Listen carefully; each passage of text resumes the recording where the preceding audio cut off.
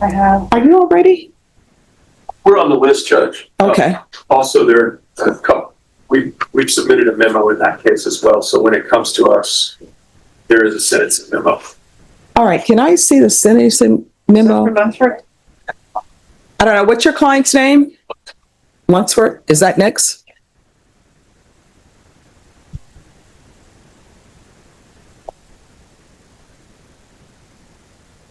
And defense, are you all going to have witnesses? Okay. And state, are you going to have witnesses?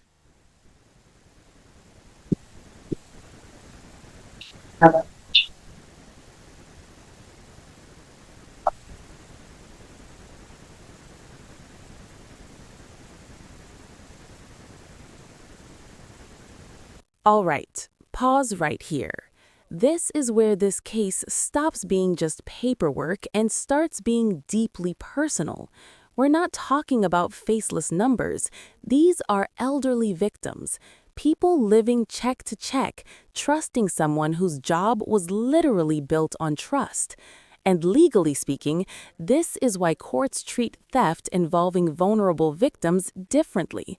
It's not just stealing, it's exploitation. So here's the question for you watching. If someone violates trust this easily once, what stops them from doing it again? So you'll object to the court reading that? I don't object to you reading it. I just simply ask that it be taken into and put in the context it deserves. As I told Mr. Locke, without diminishing the seriousness of today at all, if I'm ever sentenced and any ex-mother-in-law I have has a vote, I'm going to the Polunsky unit. But other than that, Really? yes, ma'am. Oh, 2 out of 3 anyway. okay. 2 out of 3.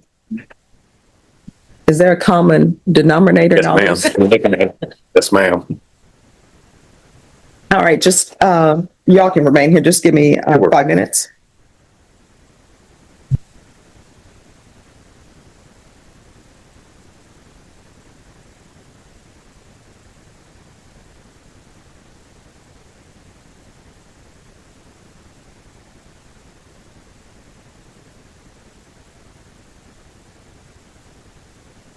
Sure.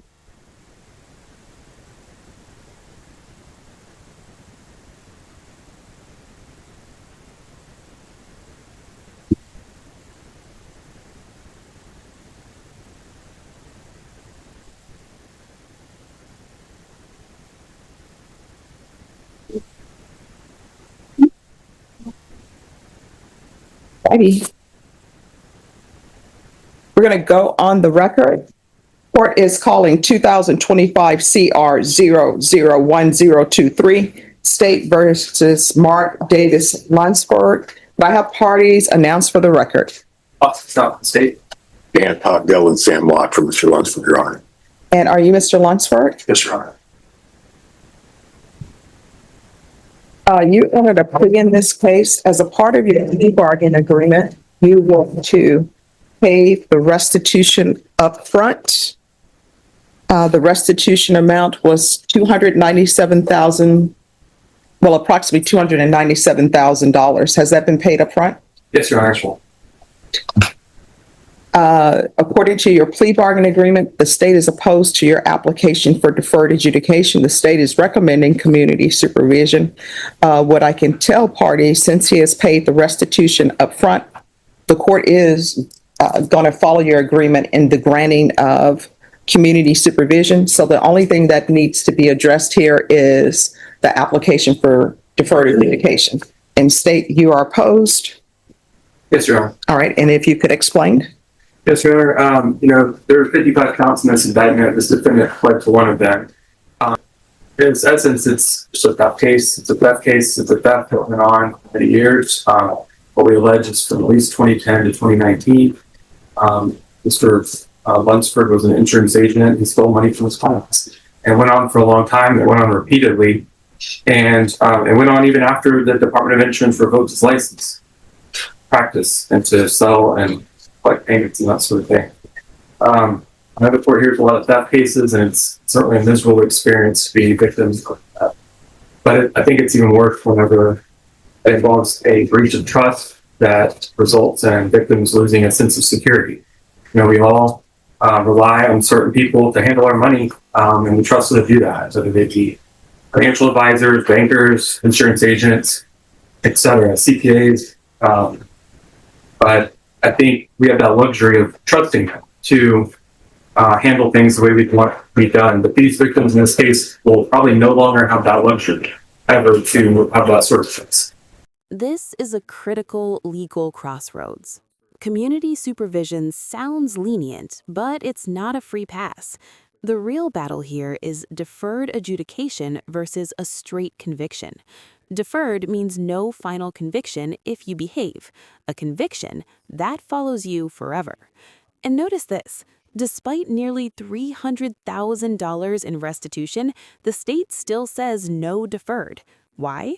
Because restitution fixes money, not harm. Courts also punish for deterrence. Translation, this isn't just about him. It's about sending a message. Looking for rapidity of the fraud that was perpetrated by Mr. Lunsford.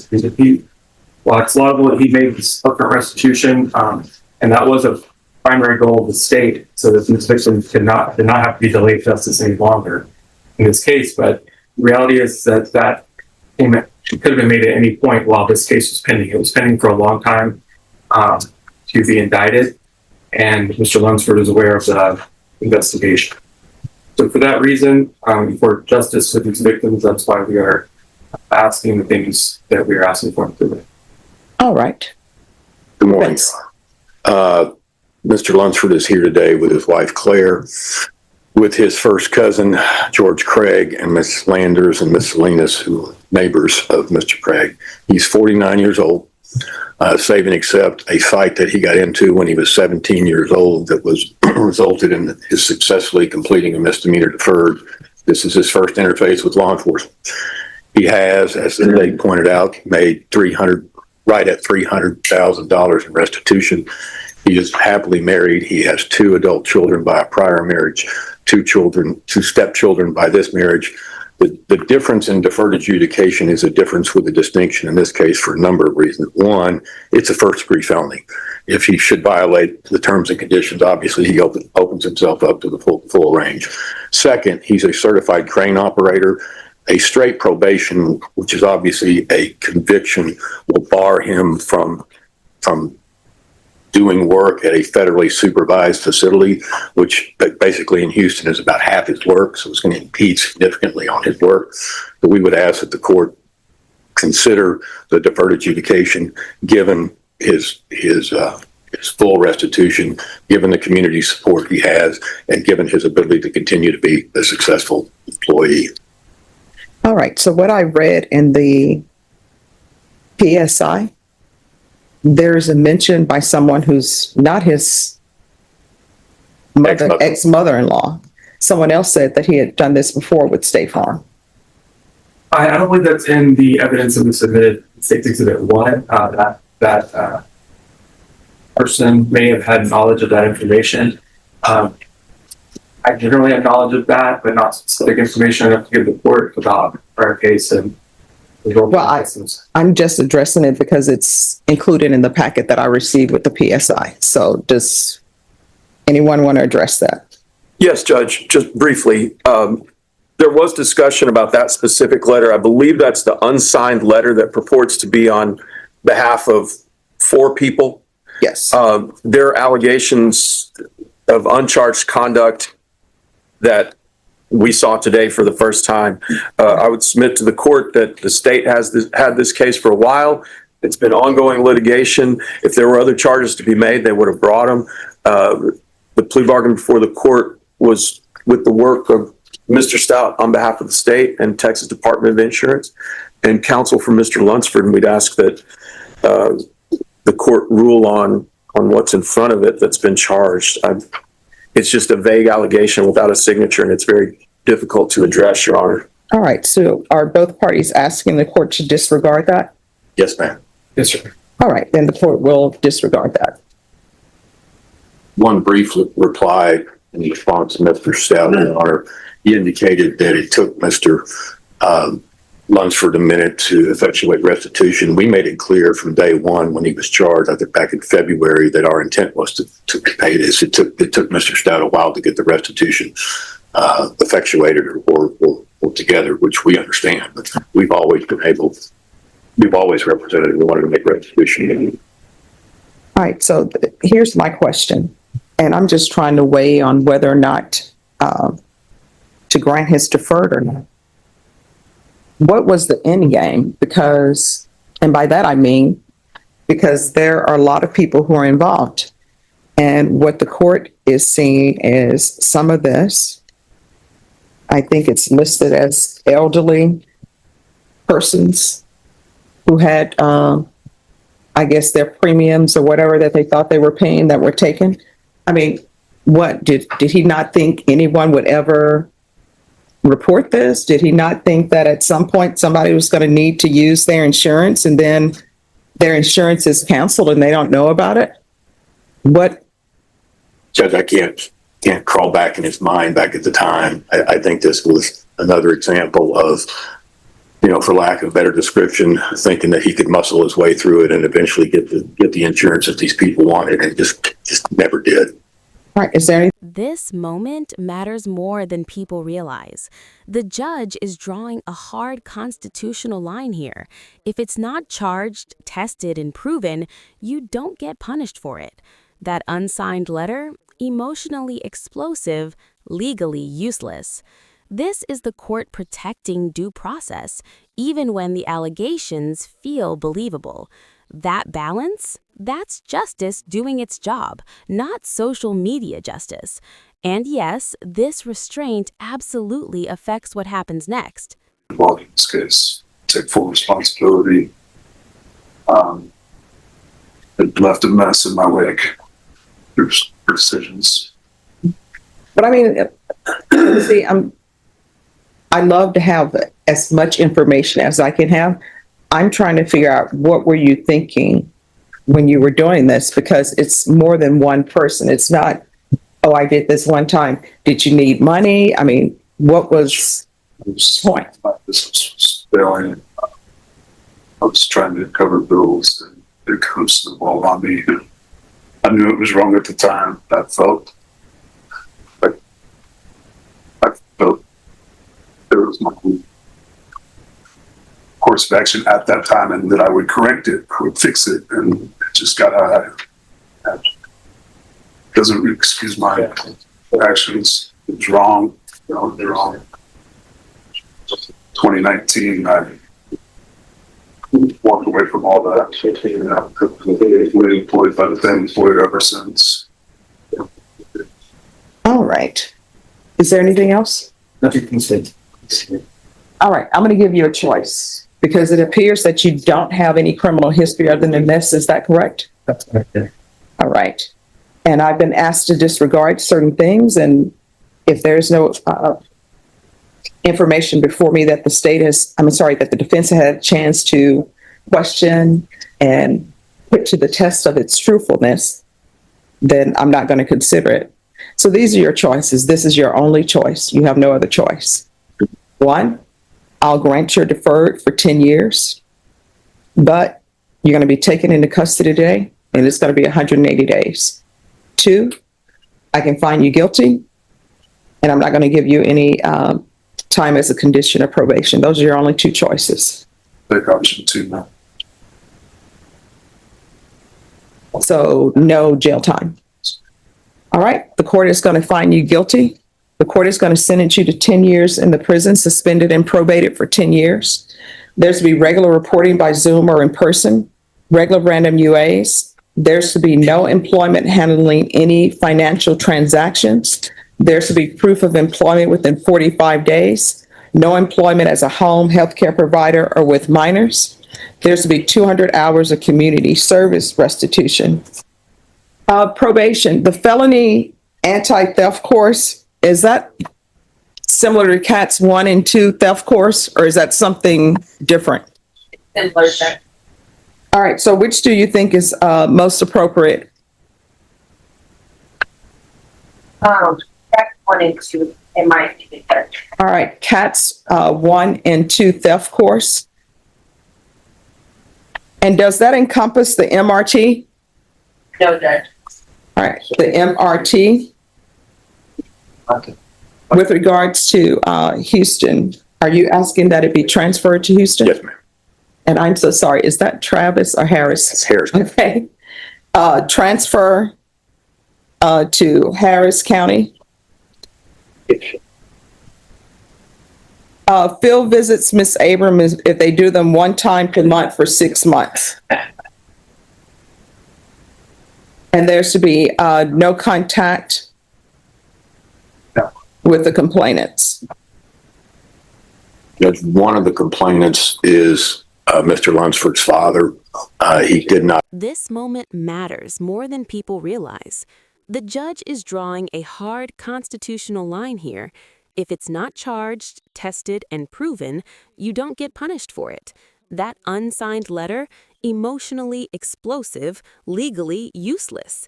This is the court protecting due process, even when the allegations feel believable. That balance, that's justice doing its job, not social media justice. And yes, this restraint absolutely affects what happens next. Transactions. Nothing else, Judge. Is there anything else you need from the court to be successful? No, Your Honor. Did you assess a fine? I believe our plea bargain did it. All right, there's a $10,000 fine. The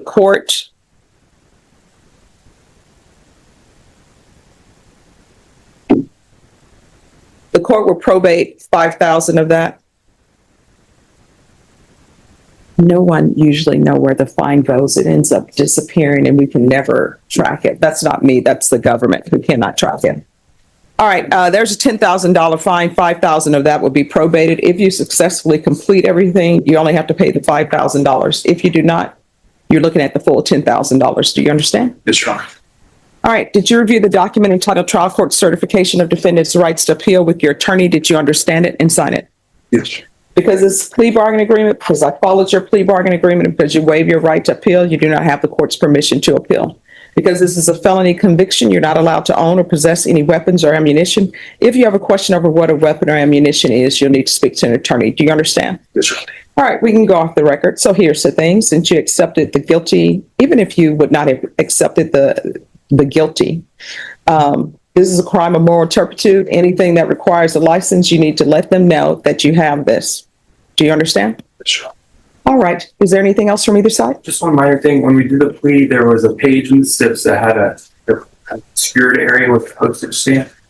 And I have the updated or clean version of it. All right. Thank you. And you're offering this? Yeah, I'll let them see it's copy without the structure. We talked about it before, Your Honor. All right. Then the court will accept an amendment to the stipulations, and it appears to be a document from the Texas Department of Insurance. And I'm sorry, one more thing. He has given up his license, correct? It's been revoked, Your Honor. All right. Is there any request that he's not to obtain any insurance license? It's not part of our plea bargain, but obviously the felony conviction is something that would. We don't have an objection to the court entering that. Yes, I'm going to put that in because you never know what will happen. So, defendant is not allowed a license in insurance, any type of insurance. All right, once you go over the paperwork with probation, will be excused. In this court, communication is key when you're on probation. If there's an issue, let probation. Your followers send you the flowers. I just get death threats from mine. No. For you. So here's the thing, they do not. No, I buy my own flowers. Okay. This is my mom. My mom says that other than being at home, the most time you spend is at work, and you should try to make it as beautiful as possible. So she would always tell me all the time, she said, if you cannot spend $20, because that's what it costs, if you cannot spend $20 on yourself, then what are you working for? Good for you. But so Good for her. that's me. This is for Bosses Day. So, and my staff is so awesome. I just got death threats on Boss's Day too, but that didn't. Oh, that's messed up. Oh, and I forgot. So, and also my students will send me flowers. But it does, for the record, it doesn't improve their grades. Their grade is their